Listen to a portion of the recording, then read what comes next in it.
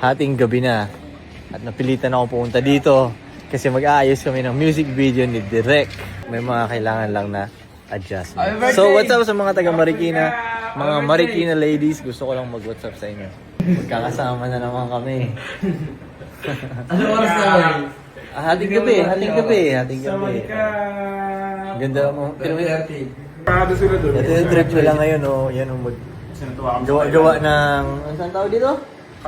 Krapaw. Oo, yan yung trip nila ngayon. Kasi walang masarap na krapaw sa Pilipinas. Kaya namimiss namin yung lasa ng... Mali, meron na. Ito na. Alam mo, ganyan talaga yan si Frank.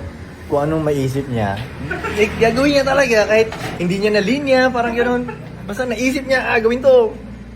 Ganun yan siya, yun yung personality niya. Which is good din, no? May good, may bad. Siyempre, lahat ng may pros and cons. Oo, may good and bad. Masaya. Ay, ang mahalaga, busog ka. Pumangalawa. Kahit hindi na siya magsalita. Palag. Pumangalawa, Rex. Sabi ko sa'yo, kaya ianghang, di ba? Hindi na siya afraid of spicy ngayon. Alam mo kayo kung ba't supportahan ko talaga itong business na to? Ano?